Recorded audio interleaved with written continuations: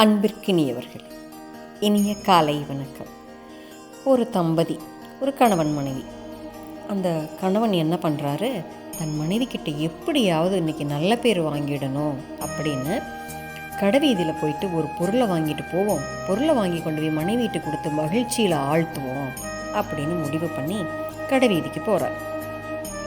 கடையில் ஒரு பொருளை பார்க்குறாரு. இது வரைக்கும் அந்த பொருள் அவருக்கு பரிச்சயம் இல்லாத ஒரு பொருள். அது என்னங்கன்னு விசாரிக்கிறாரு. அதுக்கு பேர் தர்மாஸ் பிளாஸ்க்குங்க அப்படிங்கிறார் அவர். அப்படின்னா என்னங்க, இது எதுக்கு உபயோகப்படுது அப்படின்னு கேட்குறாரு.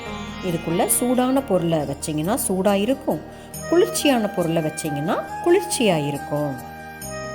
ஓ அப்படியா, அப்படின்னா அதுவே ஒன்று கொடுங்க அப்படின்னு வாங்கிட்டு ரொம்ப உற்சாகமாக வீட்டுக்கு போகிறார். வீட்டுக்கு போயிட்டு மனைவிக்கு கண்டிப்பாக இன்றைக்கி இன்பதிர்ச்சி கொடுக்கணுன்னு அப்படின்னு பிளான் பண்ணிட்டு போகிறாரு. அந்த திட்டமிட்டபடி சில பொருட்களெல்லாம் வாங்கிட்டு வேகமாக நடந்து வீட்டுக்குள்ளே போகிறார். ஏம்மா சீக்கிரம் வாயேன் அப்படிங்கிறார். அவங்களும் வந்து என்னங்க இது அப்படின்னு பார்க்குறாங்க. இது ஒரு புதுமையான பாத்திரம். அப்படியா? ஆமாம், இதனோட பேர் தர்மாஸ் பிளாஸ்க். எதுக்கு இது அப்படின்னு கேட்குறாங்க அவங்க. இதில் சூடான பொருள் சூடாகவும் குளிர்ச்சியான பொருள் குளிர்ச்சியாகவும் அப்படியே வச்சுருக்கோம் அப்படின்னு சொல்கிறாரு. அப்படிங்களா? இது என்னங்க வெயிட்டாக இருக்குது, உள்ளே என்னங்க இருக்குது அப்படின்னு கேட்குறாங்க அவங்க.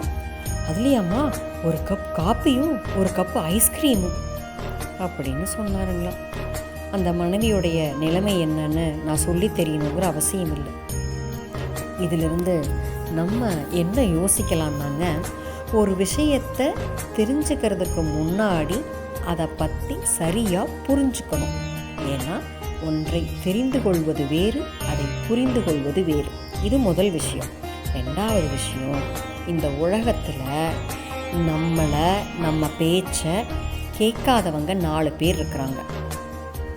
ஒன்று நம்மளை பெற்றது, ரெண்டாவது நம்ம பெற்றது, மூணாவது நமக்கு வாக்கப்பட்டது, நாலாவது நம்மளுக்கு ட்ரெஸ் தைச்சி கொடுக்குற டெய்லர். இவங்க 4 பேருமே நம்ம என்ன சொன்னாலும் கேட்கவும் மாட்டாங்க, நம்மளை புரிஞ்சுக்கவும் மாட்டாங்க. சரிதானுங்களே நான் சொல்கிறது? நாளை சந்திப்போம் தோழமைகளை. மகிழ்வுடன் விஸ்டம் மெட்ரிக் மேல்நிலைப்பள்ளி, செய்யாற்றை வென்றார்.